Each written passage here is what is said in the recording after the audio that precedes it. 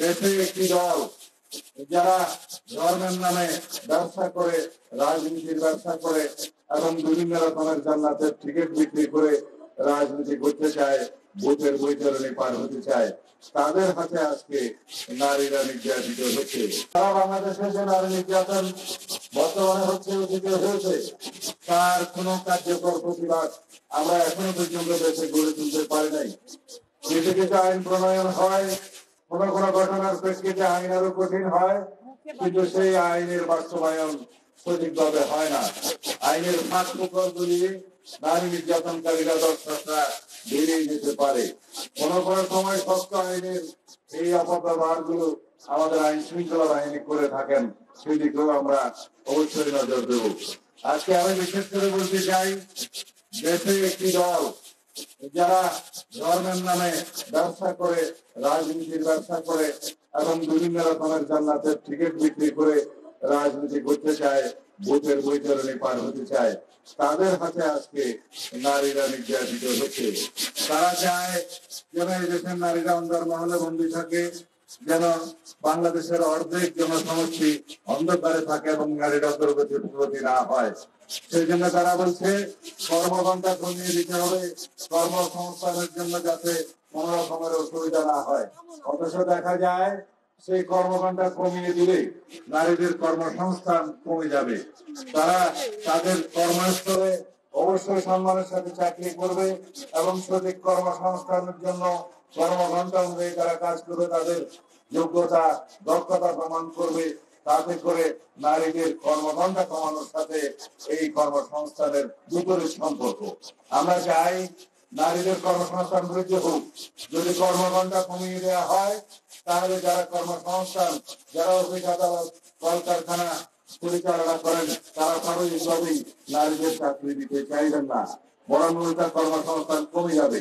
আমরা কি চাই নারীদের কর্মসংস্থান কমে যাক? তাহলে পরে যারা এই বক্তব্য দিচ্ছে তাদের উদ্দেশ্য খারাপ। তারা চায় নারীরা অন্দরমহলে বন্দী থাকুক, সমাজের অগ্রগতি তারা চায় না।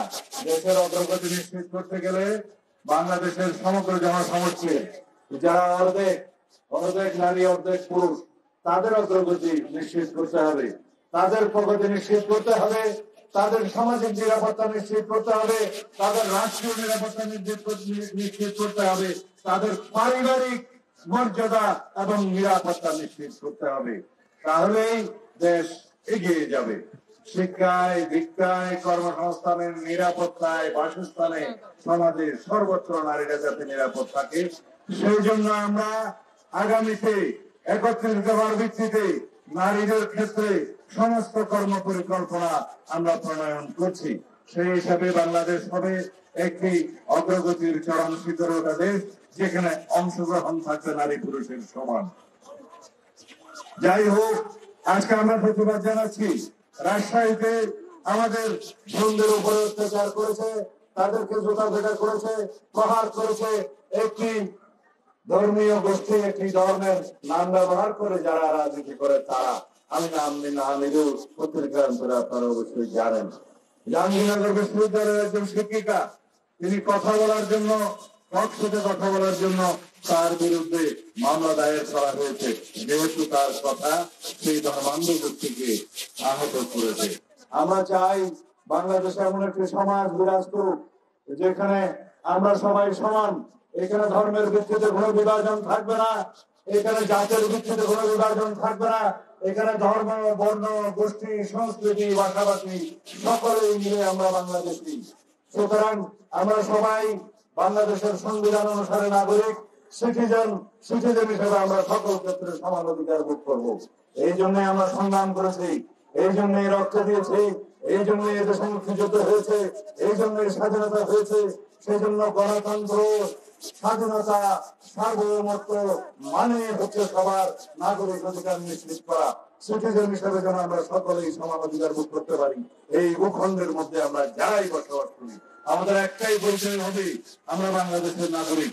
এখানে কেউ ধর্মীয় পরিচয়ে সংখ্যালঘু সংখ্যাগুরু থাকবো না, এখানে কোন সংস্কৃতির ভিত্তিতে বিভাজন থাকবে না, এখানে কোনো ভাষাভাষী এবং বর্ণের ভিত্তিতে কোনো বিভাজন থাকবে না। সেই বাংলাদেশ প্রতিষ্ঠার জন্যই আমাদের সন্তানেরা রক্ত দিয়েছে, সেই বাংলাদেশ প্রতিষ্ঠার জন্যই জুলাই গণঅভ্যুত্থান সংগঠিত হয়েছে। সেই বাংলাদেশ প্রতিষ্ঠার জন্যই আমাদেরকে অবশ্যই সামনে কাজ করতে হবে।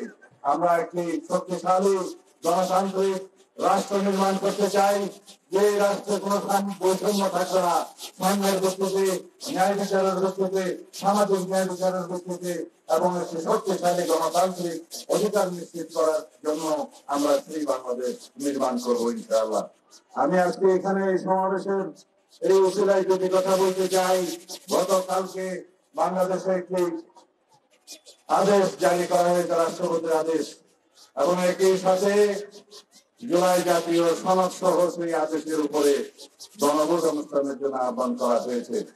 আমরা আমাদের দলের পক্ষ থেকে বলেছি, জুলাই জাতীয় সনদ যেভাবে স্বাক্ষরিত হয়েছে সেটা আমরা প্রতিপালনে প্রতিশ্রুতিবদ্ধ, অঙ্গীকারাবদ্ধ।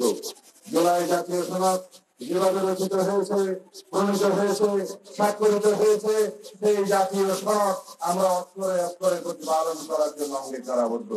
এর বাইরে চাপিয়ে দেওয়া, জবরদস্তিমূলক আর যে কোনো প্রস্তাব যদি দেওয়া হয় সেটা জনগণ বিবেচনা করবে।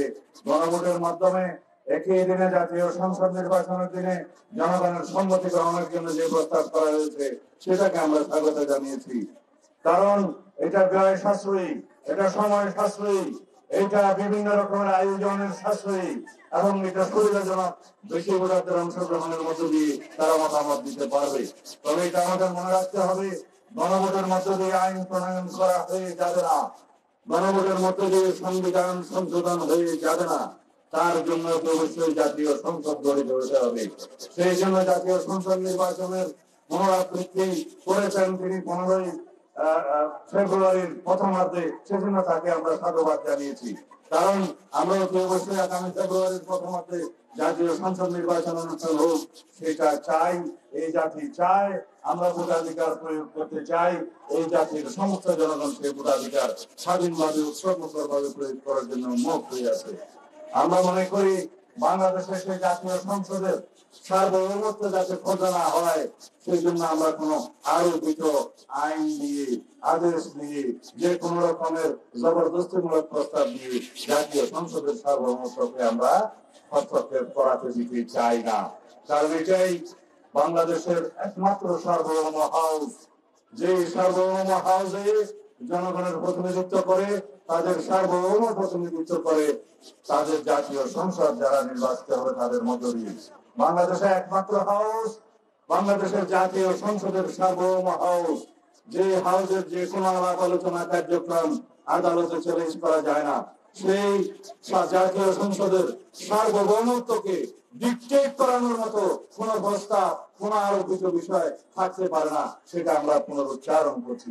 ধন্যবাদ আপনাদের সবাইকে। আমরা এখন এখান থেকে মৌনমিছিল শুরু করব, শহীদ মিনার পর্যন্ত যাব। আমরা আপনাদেরকে অনুরোধ করবো সুশৃঙ্খল ভাবে যেন আমরা সেই মৌনমিছিলে অংশগ্রহণ করি। খোদা হাফেজ। বাংলাদেশ জিন্দাবাদ, বাংলাদেশ জাতীয়তাবাদী দল জিন্দাবাদ।